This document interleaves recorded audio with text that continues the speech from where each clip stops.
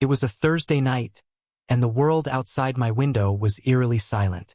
The streetlights cast pale beams over the empty road, flickering occasionally like they were struggling to stay alive.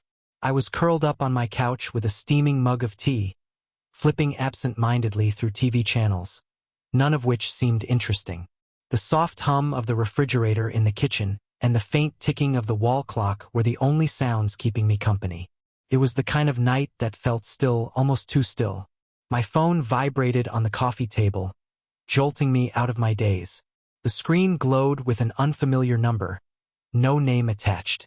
I hesitated, my finger hovering over the decline button, but something compelled me to pick up. "Hello," I said cautiously, my voice tinged with curiosity. On the other end, there was silence at first, long, heavy silence that made me wonder if it was just a prank call. Then, a voice finally broke the stillness, and I wished it hadn't. "Hello, Alex," it said, slow and deliberate, each word dripping with an unsettling familiarity.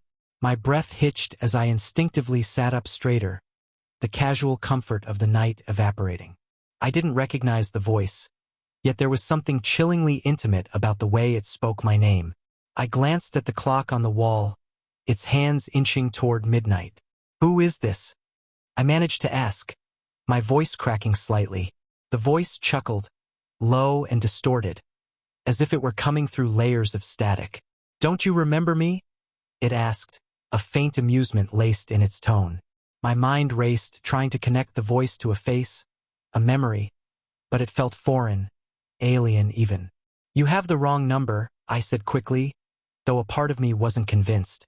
I was about to hang up when the next words froze me in place. "Do you remember what you did that night?" the voice asked, suddenly cold and sharp. My stomach twisted into knots as the question hung in the air. "What are you talking about?" I stammered, clutching the phone tighter as if holding onto it could anchor me to reality. My heart was pounding now, each beat reverberating in my ears. The voice on the other end didn't respond immediately, letting the silence stretch out uncomfortably long. "Don't lie to me, Alex," the voice hissed, its tone shifting to something darker, angrier. I felt a chill run down my spine, like a cold hand trailing along my back. My eyes darted around the room, searching for something, anything, that could ground me. "I don't know who you are or what you're talking about," I said, trying to sound firm, but the tremor in my voice betrayed me. Deep down, I felt like whoever or whatever was on the other end of the line knew something I didn't want to admit. The voice chuckled again, and this time it sounded closer, as if the speaker were no longer confined to the phone. "You can't escape the past, Alex," it said, its words dripping with malice. I stood up, pacing the room as I tried to steady my breathing. My mind flashed through memories, searching for anything that could explain what was happening. Nothing stood out, but an unsettling feeling of guilt began to bubble up. Was there something I had buried, something I had forgotten, or tried to forget? I hung up abruptly, unable to endure another second of the conversation. My hands were shaking as I set the phone down, the screen going dark. The room seemed quieter now, heavier, as if the air had thickened. I tried to dismiss it as a prank call, some twisted joke by a stranger with too much time on their hands. But the voice lingered in my mind, replaying over and over like a broken record. Minutes later, my phone buzzed again. This time, it was a text message. My stomach churned as I hesitantly unlocked the screen. The message was short but chilling. "Don't hang up on me again." My grip on the phone tightened, my knuckles turning white. A growing sense of dread began to claw at my chest. I checked the locks on all the doors and windows, suddenly hyper-aware of how alone I was. Each creak of the house, each gust of wind outside, felt amplified. My pulse quickened as I considered calling someone, anyone, for reassurance. But who would believe me? The words of the caller echoed in my mind, laced with a dark certainty that made my stomach turn. I decided to block the number, hoping that would put an end to the ordeal. With trembling fingers, I navigated through my phone settings and hit the block button. But even as I did, a nagging voice in the back of my mind whispered that it wouldn't be enough. The house felt colder now, shadows stretching further into the corners of the room. I turned off all the lights except for one dim lamp in the corner and sat on the couch, my phone clutched tightly in my hand. My tea had gone cold, untouched since the call began. Every noise felt louder, every shadow more menacing, as if the world had shifted in some intangible way. I kept telling myself it was over, that it was just a stupid prank, but my gut told me otherwise. The hours dragged by, each tick of the clock sounding like a countdown to something I couldn't see. Exhaustion crept in, but I was too afraid to fall asleep. The words of the caller haunted me. You can't escape the past. What did they mean? What past?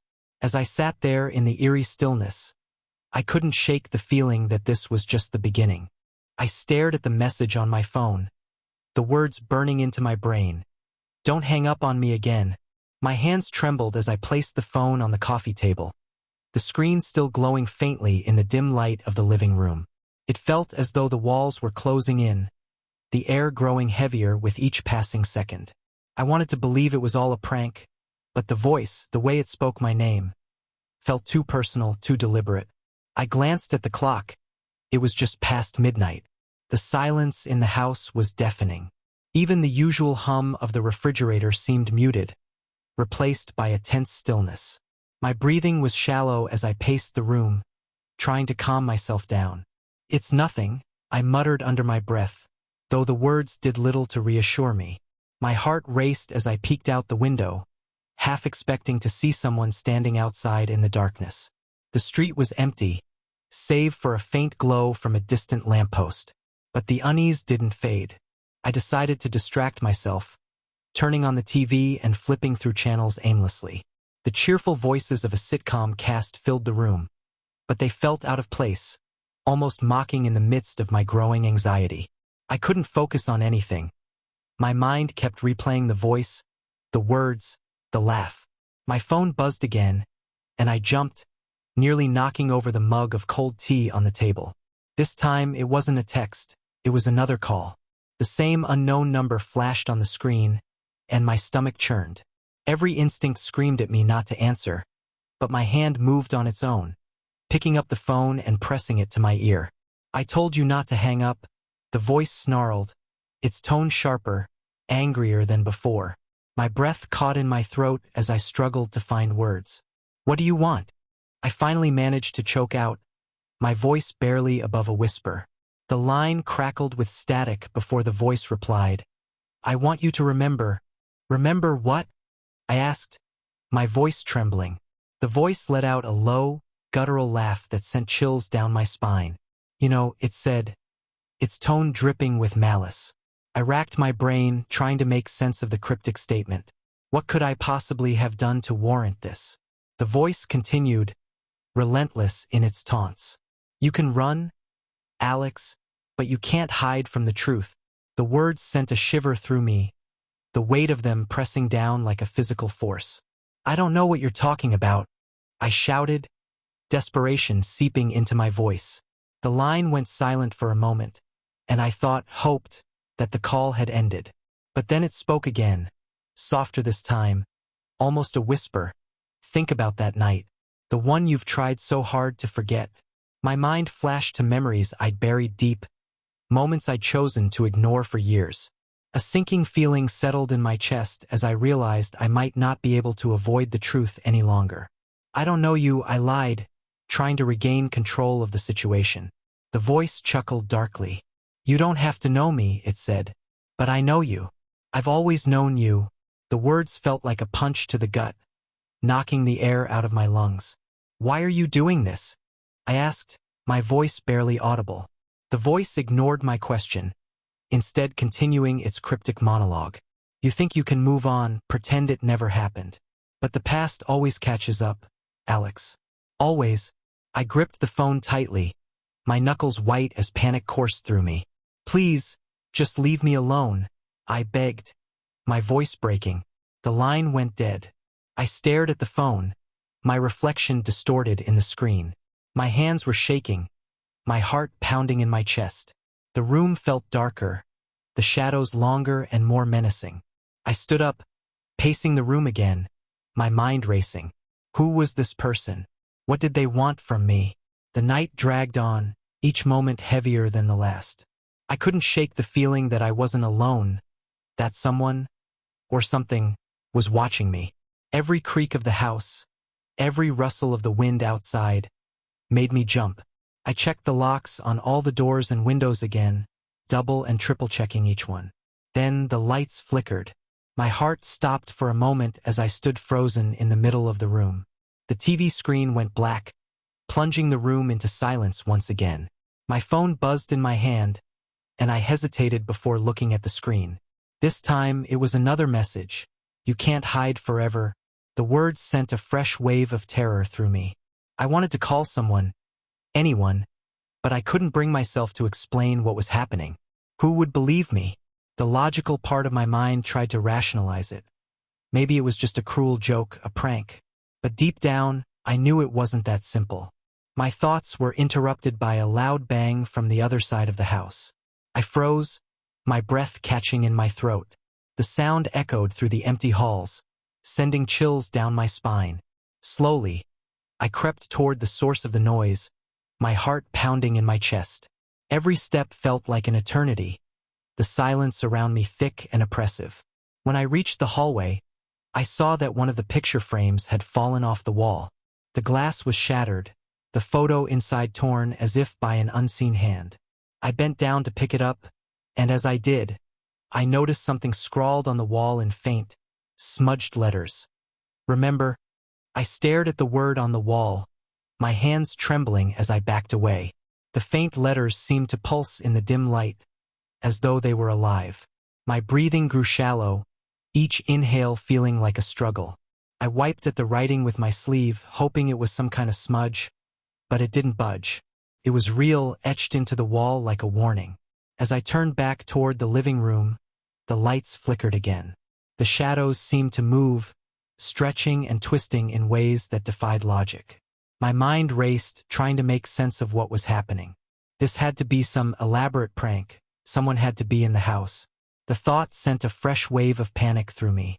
I grabbed the nearest object, a heavy bookend, and clutched it tightly. My palms were sweaty, and my grip felt weak, but it was better than nothing. Slowly, I moved through the house, checking every corner, every room. Each creak of the floorboards made my heart leap, the silence between them growing heavier. When I reached the kitchen, the air felt colder. The windows were closed, the doors locked, but the chill was undeniable. I scanned the room, my eyes darting from one shadowy corner to the next. Then I saw it, a faint outline in the reflection of the refrigerator door. It was there, standing just behind me. I spun around, the bookend raised, but there was nothing there. My chest heaved as I struggled to catch my breath, the adrenaline making my hands shake. The kitchen felt oppressive, the walls closing in, the shadows deeper than they should have been. I backed out slowly, my eyes never leaving the spot where I'd seen the figure. As I returned to the living room, my phone buzzed again. I hesitated before picking it up, my stomach churning with dread. The screen lit up with another message. You're getting closer? My hands went numb, and the phone slipped from my grasp, hitting the floor with a dull thud. I didn't want to look at it again, but I knew I had to. I picked up the phone, my fingers trembling, and opened the message. There was a photo attached. My blood ran cold as I recognized the image. It was a picture of me, sitting in my living room, holding the phone just moments ago. The angle was impossible, as though someone had been standing right in front of me. The room felt smaller, darker, as though the walls themselves were alive, pressing in on me. I could feel my heartbeat in my ears, each thump louder than the last. Who are you? I shouted, my voice cracking with fear. The only response was the faint sound of static, growing louder and more oppressive. Then the static turned into a voice. It wasn't the same as before. This one was softer, more insidious. It whispered my name, drawing it out like a taunt. Alex! You can't hide from me. The words seemed to echo, bouncing off the walls and filling the space around me. I covered my ears, trying to block out the sound, but it was useless. The voice was inside my head, crawling under my skin. Leave me alone. I screamed, my voice breaking as tears streamed down my face. The room felt like it was spinning, the shadows closing in. And then, everything stopped. The voice, the static, the oppressive air. All of it vanished in an instant. I stood in the silence, my heart pounding, unsure of what had just happened. It was over, or so I thought. But the sense of dread remained, gnawing at the edges of my mind. As I sat back down on the couch, my phone buzzed one last time. The message was simple, but it sent a shiver down my spine. See you soon. The days that followed felt like a waking nightmare. I couldn't shake the feeling of being watched, of something unseen lurking just out of sight. Every shadow seemed to hold a threat, every noise a harbinger of something terrible. Sleep became impossible. Every time I closed my eyes, I saw that text, "See you soon." I tried to rationalize it, convincing myself it had been a prank, a cruel, elaborate joke. But deep down, I knew better. The things I'd seen, the voice I'd heard, the oppressive presence in my home, those weren't things someone could fake. They were real, and they were still with me. I even considered leaving the house. But where would I go? It felt pointless, like whatever had reached out to me wasn't bound by walls or doors. It wasn't confined to this place, it was tied to me. The thought was suffocating, a weight that crushed any fleeting hope of escape. In a desperate attempt to find answers, I started researching. I scoured the internet for anything similar to my experience. Strange calls, shadowy figures, ominous warnings. The stories I found were terrifying, but none mirrored mine exactly. It was like this entity was unique, tailored to me, feeding on my fear. I reached out to a paranormal investigator, someone I'd found online who claimed to specialize in these kinds of events. When they came to my house, their demeanor shifted almost immediately.